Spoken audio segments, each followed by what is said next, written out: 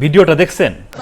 আরে ভাই আমি ড্রাইভার, আমি ড্রাইভার ভাই, আমি গরিব মানুষ, আমার নিজের গাড়ি চালাই তো আসো। তুমি আমার রাস্তা চিনে নিয়ে যাও, বুঝছো না কেন? শুধু শুধু একটা জায়গায় আটকা দিয়ে তোমরা সবার মহল্লা করার চেষ্টা করছো।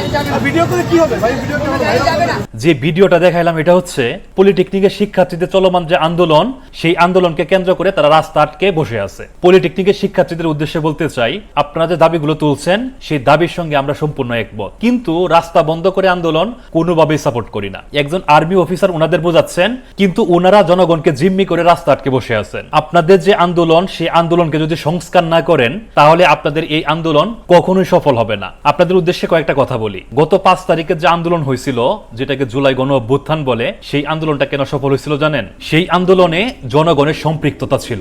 জনগণ মনে প্রাণে সেই আন্দোলনকে ধারণ করছিল। জনগণ সেই আন্দোলনকে সাপোর্ট করার কারণেই সেই আন্দোলনটা সফল হয়েছে। আপনাদের যে চলমান দাবিগুলো আছে, সেই দাবিগুলোর সাথে আমার মনে হয় যে 90% মানুষ একমত হবেন। কিন্তু আপনারা যে তরিকায় আন্দোলন করতেছেন, যে জনগণকে আপনাদের সম্পৃক্ত করার কথা, সেই জনগণকে আপনারা জিম্মি করে আন্দোলন করার চেষ্টা করতেছেন এবং চাইতেছেন জনগণকে ব্যতি রেখে এই আন্দোলনটা সফল করার জন্য। এই আন্দোলনে জনগণ যদি সাপোর্ট না করে তাহলে আপনাদের এই আন্দোলন কখনোই সফল হবে না। আপনারা কুয়েটের দিকে লক্ষ্য করেন, কুয়েটের বিসির পদত্যাগের জন্য তারা লাগাতার আন্দোলন করতেছে। তারা কিন্তু আপনাকে আমাকে জিম্মি করে নাই, তারা তাদের ক্যাম্পাসের ভিতরে আমরণ অনশন করতেছে। আপনারা কাউকে কষ্ট না দিয়ে জনগণকে সম্পৃক্ত করে যদি আন্দোলন করতে পারেন তাহলে দেখবেন যে এই আন্দোলন খুব স্বাভাবিকভাবেই সফল হবে। আর যদি আপনারা চিন্তা করেন জনগণকে ভোগান্তিতে ফেলে সেই আন্দোলন সফল করবেন, তাহলে আপনারা বোকার স্বর্গে বসবাস করতেছেন। আপনারা যে দাবিগুলো উত্থাপন করছেন সেই দাবিগুলো খুবই যুক্তিসঙ্গত, কিন্তু আপনারা যে ওয়েতে আন্দোলন করতেছেন সেটা যুক্তিসঙ্গত না।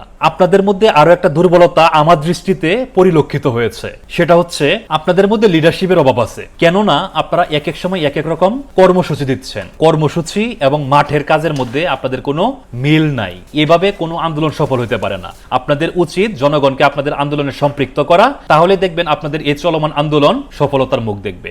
ধন্যবাদ সবাইকে।